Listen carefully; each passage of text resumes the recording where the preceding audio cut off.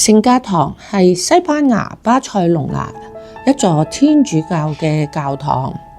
教堂係屬於當地嘅加泰隆尼亞現代主義建築風格。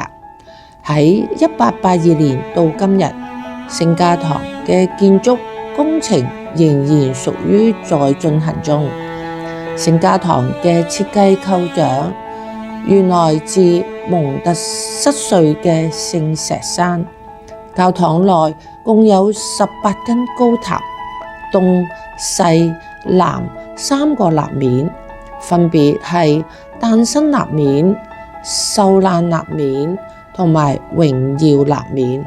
每個立面各建有4座高塔，全部共計為12座，代表咗耶穌嘅12個門徒。此外內圈則有4根更高嘅塔，高107公尺，代表咗4位傳福音者。還有2根更高嘅塔喺正中間，一座就係代表聖母瑪利亞，另外一座係代表耶穌基督。教堂正面全屬於聖經耶穌誕生成長嘅故事。教堂內結構設計好自然，色彩好柔和，四周嘅窗戶由彩色嘅玻璃釀製而成，圖案係聖經章節嘅故事。絢爛嘅耶穌高掛前方，信徒抬頭就可以見到。聖家堂同時都係歷史教堂建築史上最特別嘅結構設計。聖家堂設計形狀係一個拉丁十字架，有5個過道，中央嘅中殿拱頂高達45米，旁邊嘅中殿拱頂高達30米，後殿嘅地板上有罅隙，可以看到下方嘅地下室。內部嘅柱特別係高地嘅設計，除咗支撐佢嘅附帶嘅分支外，佢哋不斷咁變化，表面係各種幾何形狀交叉嘅結果。最簡單嘅例子係當柱子上升時，形成8邊形嘅正方形基底，然後係16面嘅形狀，最終變成圓形。呢一種效應係螺旋柱嘅3維交叉嘅結果。中殿立柱，高第建造的立柱喺建築史上係獨一無二嘅，因為立柱會隨住高度而有不同嘅造型。立柱底部有柱身嘅凹槽，喺稍高處變成較為光滑嘅表面，而多邊形同埋環部變成咗圓形。呢啲立柱像樹一般朝住角頂擴展開去，形成咗一束束細長嘅枝條，支撐着拱頂嘅不同部分。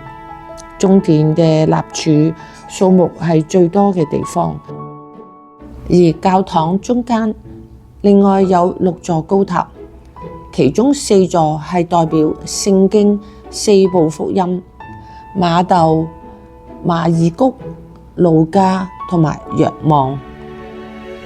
另外一座最高嘅係代表耶穌基督，第5座係代表聖母瑪利亞。管風琴喺2010年被安裝喺聖壇上，為咗克服教堂建築同埋巨大嘅尺寸帶來嗰啲聲量獨特嘅挑戰啦。教堂就仲會喺唔同嘅位置安裝幾個額外嘅風琴，咁樣嗰啲風琴可以獨立演奏啦，又可以同時演奏嘅。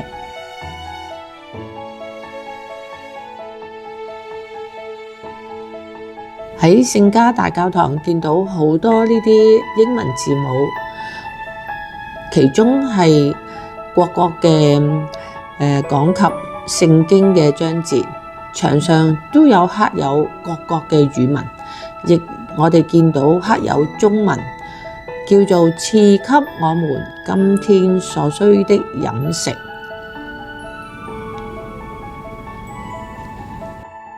樹幹延伸到頂部就係一片片嘅樹葉，呢啲樹葉密密麻麻咁覆蓋咗整個天花，就像一片樹木呢茂盛咁喺樹林度。有一塊鏡子，讓朝聖者睇到由鏡子反射到天花嘅雕塑。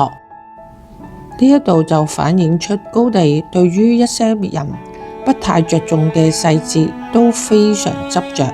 指呢一座教堂係獻俾神嘅，所以佢呢就相信凡人睇唔到嘅嘢，上帝同天使呢都會睇見。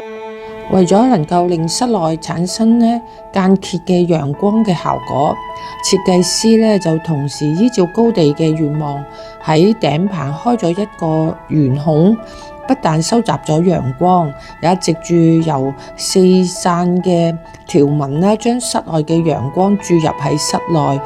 同時呢，每一隻花窗都寫上聖人嘅名字。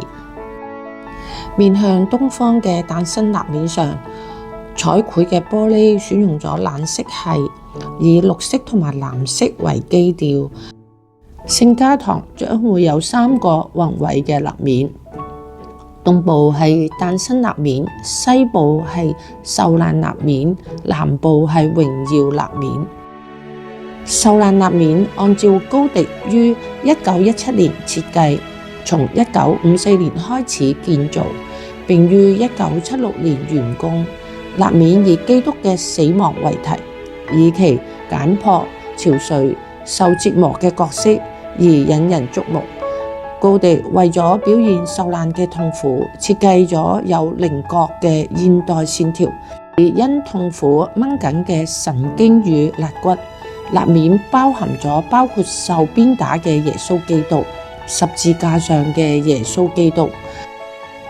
呢個士兵係刺透耶穌嘅肋旁，後來係第一個士兵信奉天主教。呢個代表咗兵士釘咗耶穌喺十字架上之後，正在瓜分耶穌嘅衣裳。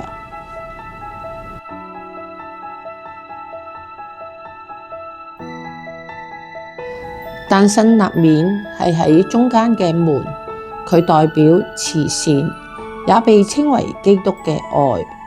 慈善係3種神學美德中最後一個，亦都係最偉大嘅一種，所以佢擺咗喺中心。喺該門戶也是誕生立面中最大嘅，係獻俾耶穌嘅門戶，描繪咗耶穌嘅誕生。它涵蓋咗耶穌誕生時出現所有嘅角色，以及讚美上帝兒子嘅整個宇宙。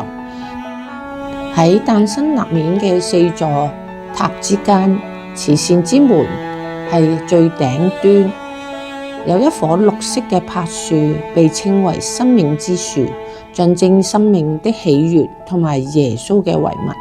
因為柏樹有長青嘅葉子同埋好耐腐嘅木質，所以佢代表咗永恆嘅生命，喺呢一度象徵着基督永恆嘅愛。天使們演奏着當時宗教環境中流行嘅樂器，上方嘅天使分別吹奏着巴松管同埋演奏豎琴，下方嘅天使則分別演奏着小提琴、齊特琴、風笛同埋手鼓。高第認為天使唔需要翼膀，所以呢個教堂看到嘅所有天使嘅雕刻都係冇翼嘅。在下方中間有一組雕塑群，就係小耶穌同埋約瑟、瑪利亞嘅保護下，順在馬槽中誕生嘅情景。兩旁分別有牛啦、鹿啦，牛代表有力嘅力量，驢仔則代表邪惡嘅力量，象徵每個人與生俱來都潛在着善同惡呢兩個極端嘅本性。門嘅兩側還有2位天使。瑪利亞受孕嘅時候已經與約瑟訂婚，當時約瑟得知未婚妻懷孕嘅消息，正在猶豫之際，天使就向佢報夢，跟佢解釋瑪利亞懷有上帝嘅兒子，讓佢迎接瑪利亞，並給佢取名叫耶穌。約瑟醒來之後，明白並遵從天主嘅旨意。約瑟當時居住喺拿撒勒，並以木匠手藝為生嘅。但按照羅馬帝王嘅命令，因為約瑟屬於猶大嘅支派，佢哋必須回到伯利恆登記戶口，所以佢便帶着懷有孕嘅瑪利亞回鄉。到達伯利恆時，天色已經晚，所有嘅客棧都住滿了人，佢哋唯有棲身喺一個馬槽裏邊。就係呢一晚，耶穌誕生啦。馬槽找唔到乾淨嘅地方，約瑟同埋瑪利亞只得把孩子用布包裹起來，小心翼翼咁讓佢瞓喺馬槽嘅乾草地上。喺耶穌誕生呢一組群裏邊，有一個立柱，最上方係有耶穌嘅名叫 Jesus， 說明咗呢一個門係獻俾耶穌嘅。大門上充滿生機繁密嘅春藤葉中，夾雜咗有南瓜、百合花、甲蟲同埋蒼蠅。